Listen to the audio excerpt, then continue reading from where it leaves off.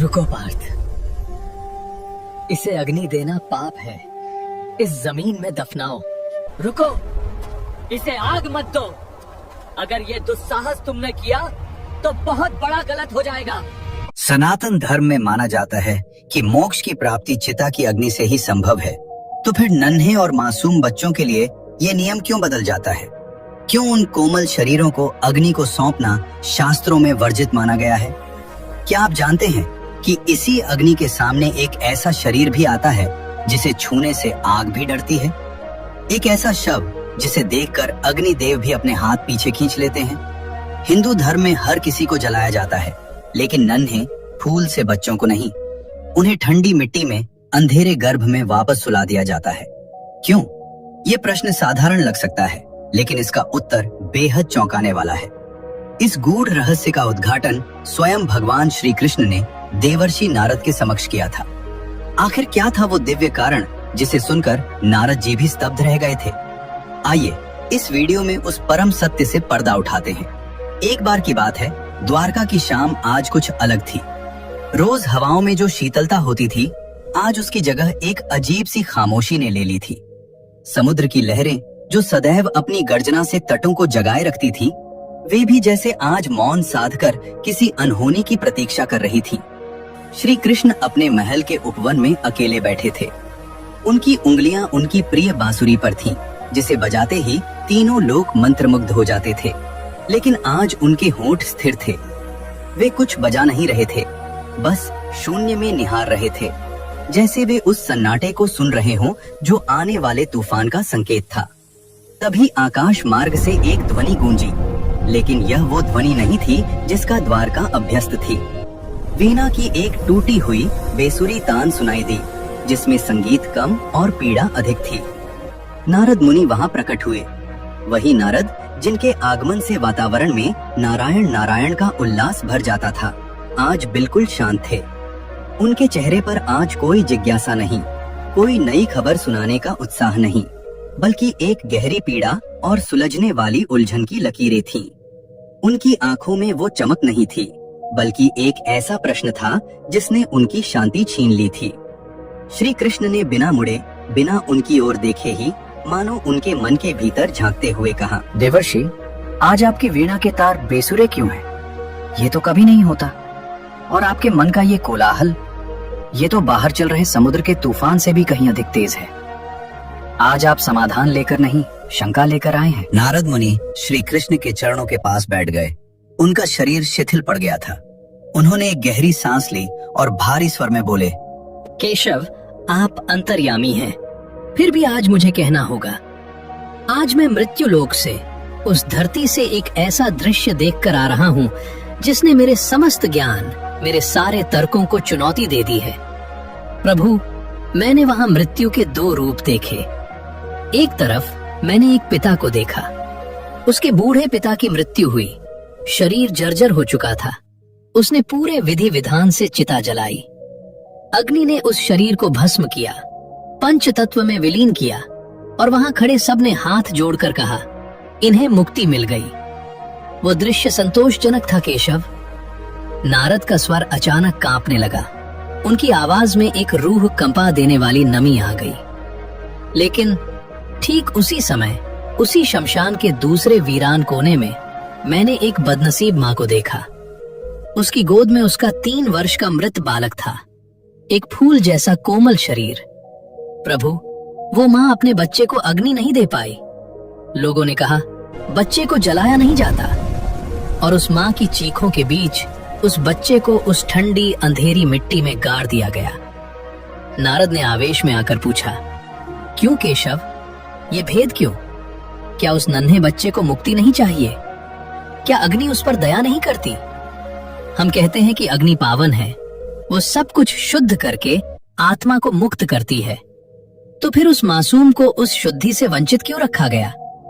उसे कीड़े मकोड़ों के बीच मिट्टी में क्यों दबाया गया? अगर अग्नि ही मोक्ष का द्वार है, तो उस बालक के लिए वो द्वार बंद क्यों था? ये अन्याय नहीं तो और क्या है? श्री कृष्ण धीरे से मुस्कुराए, लेकिन यह मुस्कान विनोद वाली नहीं थी। उनकी आंखों में एक गहरा सागर था, जिसमें अनंत करुणा थी। वे बहुत ठहराव के साथ बोले, देवर्षि, जिसे तुम अपनी मानवीय दृष्टि से अन्याय समझ रहे हो, वो वास्तव में सृष्टि का सबसे गूढ़ विज्ञान है, जिसे केवल एक योगी ही समझ सकता है। अग्नि का धर्म है जलाना। वो अशुद्धियों को भस्म करती है, वो संस्कारों और कर्मों के बंधनों को काटती है। लेकिन देवर्षि, अग्नि भी विवश हो जाती है, उसका ताप भी ठंडा पड़ जाता है जब उसके सामने जीवन अपने शुद्धतम निर्दोष रूप में आता है। नारद ने चौंक कर अपनी आंसुओं भरी आंखों से पूछा, विवश?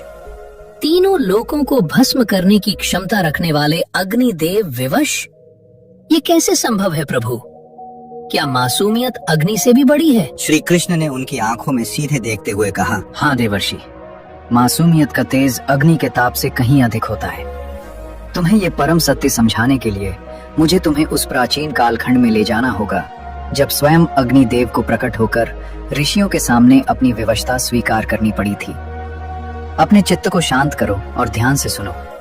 ये कथा महान ऋषि उग्रतपा की है और उनके पुत्र की उस चिता की जो कभी जली ही नहीं। श्री कृष्ण ने अतीत के पन्नों को पलटते हुए कथा आरंभ की। ये बात सतयुग और त्रेता युग के उस संधि काल की है जब धरती पर मंत्रों की शक्ति आज से कहीं अधिक प्रबल थी।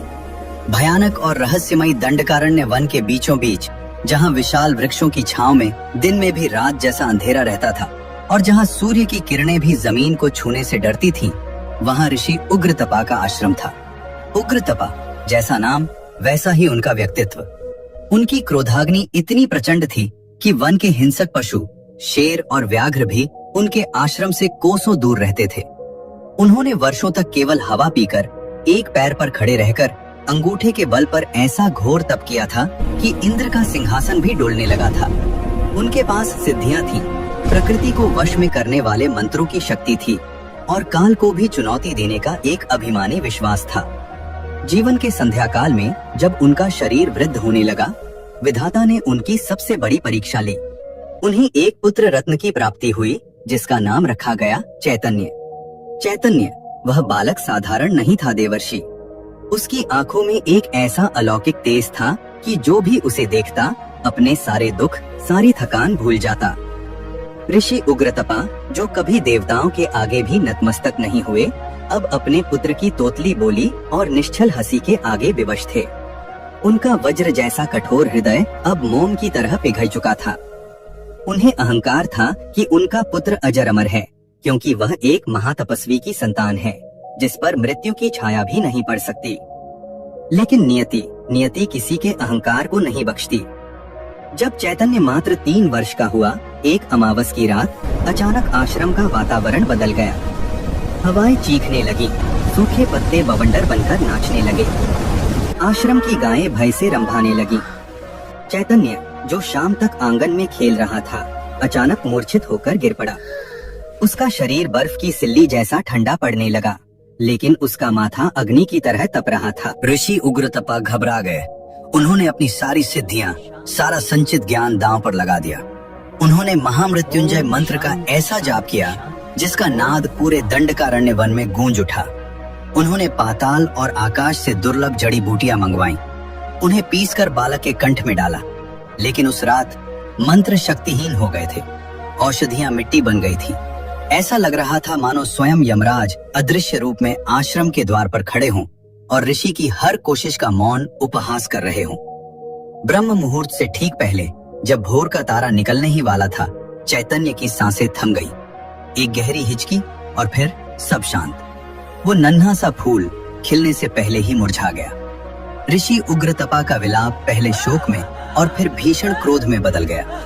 उन्होंने आसमान की ओर मुट्ठियां भींचकर कहा, मैंने जीवन भर धर्म निभाया, कठोर तप किया और मुझे ये फल मिला।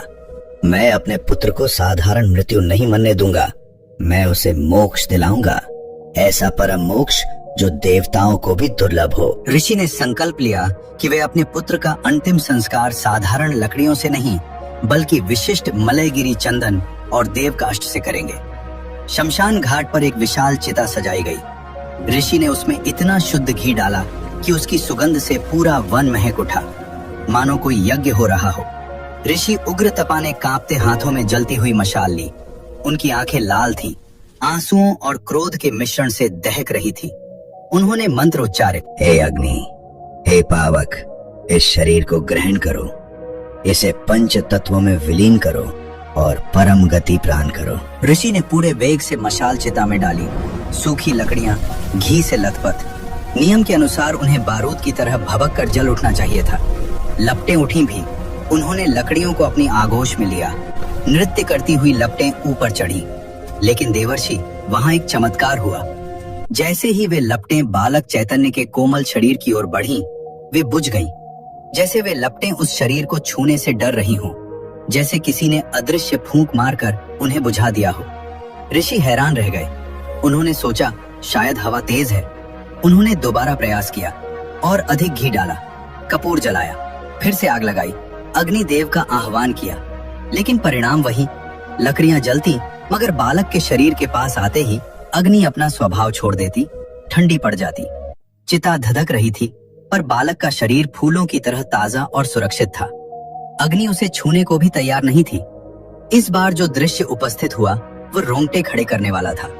चिता के चारों ओर लपटें उग्र होकर नाच रही थीं। लकड़ियां धू धू कर जल रही थीं। लेकिन आश्चर्य, उन लपटों के बीच रखा बालक का शरीर पूरी तरह सुरक्षित था। उसके रेशमी वस्त्रों का एक धागा तक नहीं सुलगा था। ऐसा प्रतीत हो रहा था मानो अग्नि की लपटें उस शरीर के पास जाती और भयभीत होकर पीछे हट जाती। ठीक वैसे ही जैसे कोई विषैला सर्प अपने शिकार को आवश्यकता से अधिक शक्तिशाली समझकर डर के मारे पीछे हट जाए। अग्नि, जो सब कुछ भस्म करने के लिए जानी जाती है, आज एक फूल को छूने का साहस नहीं जुटा पा रही थी। यह अकल्पनीय दृश्य देखकर वहां मौजूद अन्य मुनि और शिष्यों के धैर्य का बांध टूट गया। शमशान की निस्तब्धता काना फूसी के शोर में बदल गई।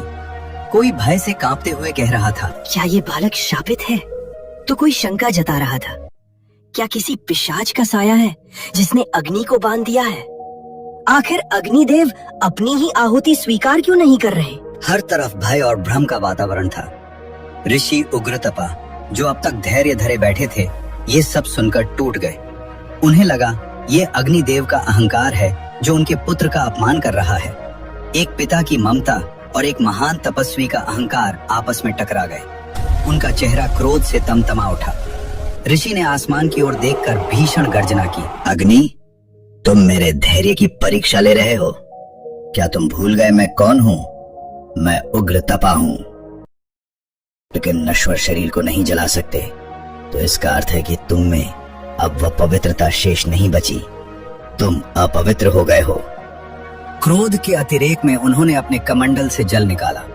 उनका हाथ श्राप देने के लिए ऊपर उठा। वातावरण में बिजली कौंध गई। उन्होंने ललकारा, प्रकट हो अग्नि, अभी इसी क्षण कारण बताओ, वरना आज मैं अपने तपोबल से तुम्हें शाप देकर इस सृष्टि से सदा के लिए लुप्त कर दूंगा।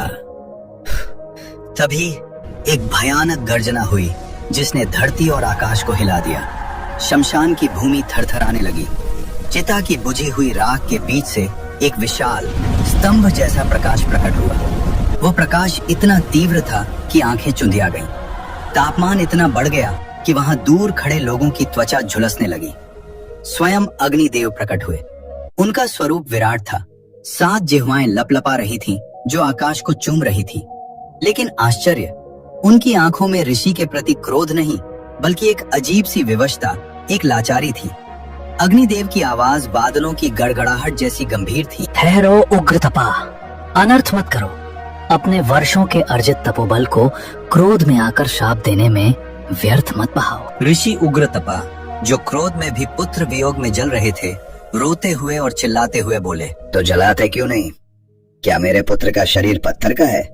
तुमने लंका जलाई, तुमने खांडव वन जलाया, तुम पल भर में पूरे संसार को भस्म कर सकते हो, तो इस 3 हाथ के बालक को जलाने में तुम्हारे हाथ क्यों कांप रहे हैं?